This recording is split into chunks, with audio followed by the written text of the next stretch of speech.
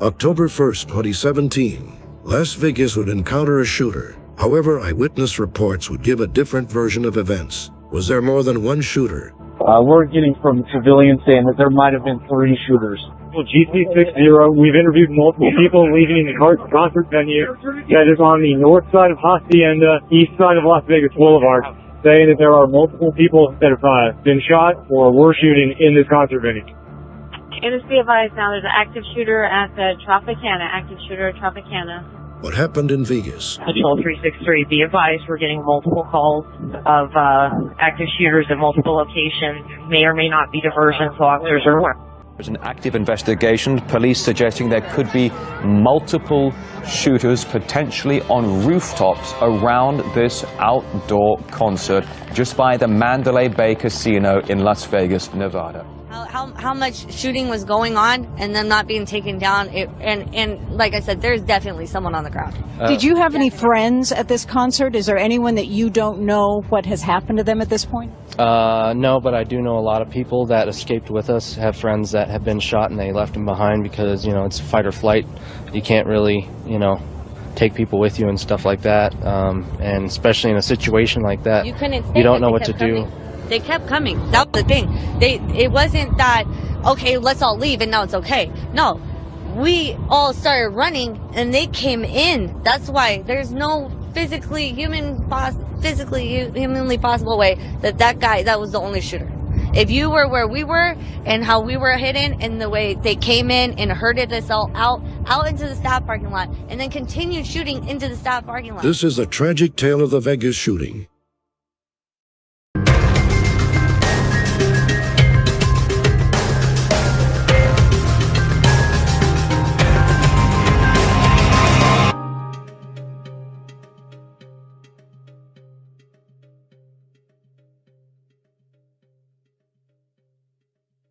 Paddock was born in Clinton, Iowa, where his family lived at the time.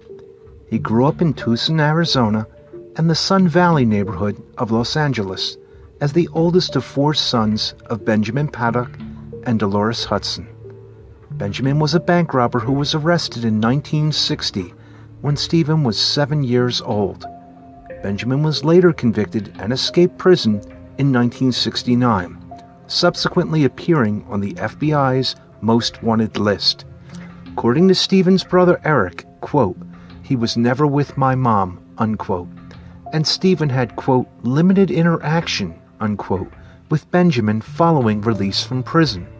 He had spoken about how growing up with a single mother and the family's financial instability caused him to prioritize being self-reliant and self-sustaining. Paddock attended Richard E. Byrd Middle School and Sun Valley High School, graduating from John H. Francia Polytechnic High School in 1971, and graduated California State University, Northridge in 1977, with a degree in business administration. The final moments of Paddock's life are caught on camera. Paddock is seen gambling in the casino. Other clips show him at a store and at a bar.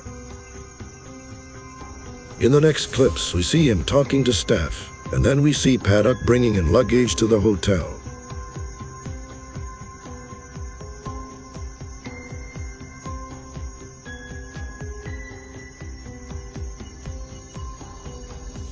On Monday, September 25th, Paddock would rent a room in a suite.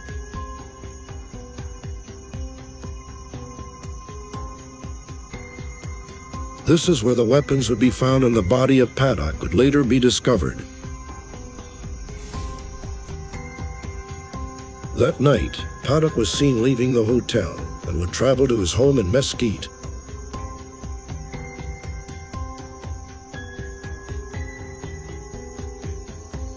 Tuesday night, Paddock returned to the hotel and would bring up 12 luggage bags to his room.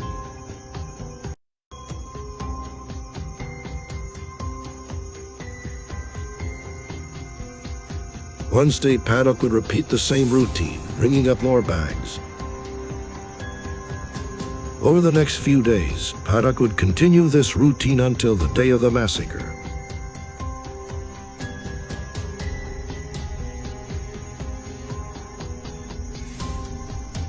Another mystery revolves around Paddock's guests. They have never been identified. The following clip takes place outside the Mandalay Bay Hotel.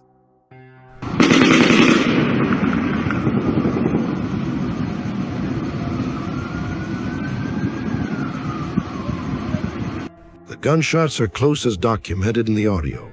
However, in the next clip, you can hear the gunshots taking place in another area of Vegas. Now it sounds like it's coming from farther away. A hotel maintenance worker called down from the 32nd floor of Mandalay Bay after a security guard was shot. The recording raises more questions about the police response. These are some of the first gunshots fired by Stephen Paddock from inside his suite at Mandalay Bay. Call the police. Someone's firing a gun up here. Someone's firing a rifle on the 32nd floor down the hallway. Building engineer Stephen Schuck used his radio to let hotel staff know about the terror unfolding on the 32nd floor. It's at the end of the hallway. Security guard Jesus Campos was already shot. I can't tell you what room. He looked like he fired down the hallway when I got close to the door.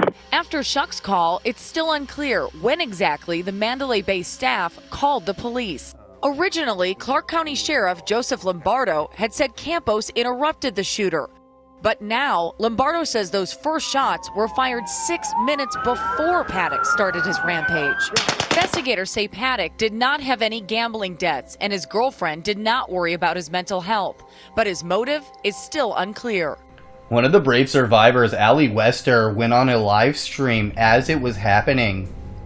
Y'all, there's a live shooter on the strip, and they're going into hotels, getting everybody. So, we were in the lobby. I don't know where they're taking us, but oh my God, y'all, this is scary. The next following clip takes place on the same night and takes place nearly 2 miles away at the Bellagio Hotel. Okay, this is the live video inside the Bellagio Hotel, where everybody had to come together because there was mass chaos. And as you can see, everybody is around here sitting. So we haven't been able to go back to our rooms. Daniel and I we were able to get to where we were at. But these are all people randomly sitting inside the Bellagio Hotel, where the sheriff is saying nothing happened, as Daniel and I were sitting where bullets were being fired, and we were in the lobby at the lobby exactly that there was stuff that was going on.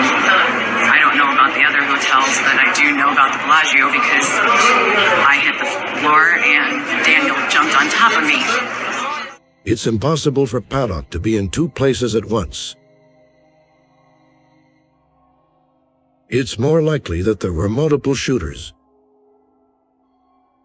The media denies these claims. Reports have said multiple people reported multiple shooters. Any thoughts on this? Yes, and that's something that has come up a few times. And, you know, when things like this happen, you get so many varying accounts, especially early on and people are trying to piece together exactly what happened.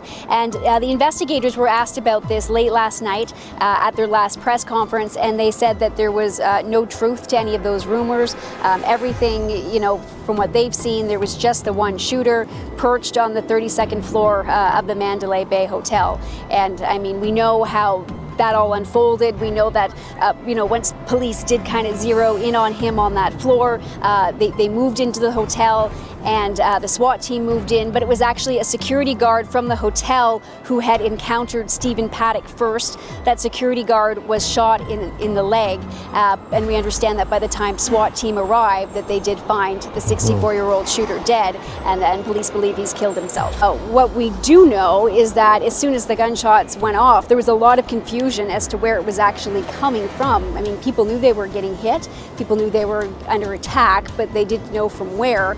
And it took some time for them to kind of zero in on the location at the hotel, because the windows were broken and it was dark. They could see flashes of light coming out of that hotel room window. So I'm not entirely sure of the duration between when the shooting happened and when SWAT entered the building, but we do know it was the security guard at the Mandalay Bay Hotel who was actually in that room first, and he was shot by 64-year-old Stephen Paddock before he took his own life. We ran because we had no idea where the shots were coming from, how many people were there. It sounded like there were a dozen shooters. The shooting lasted from 9 to 11 minutes. Many of the survivors talk about multiple shooters, despite the official narrative.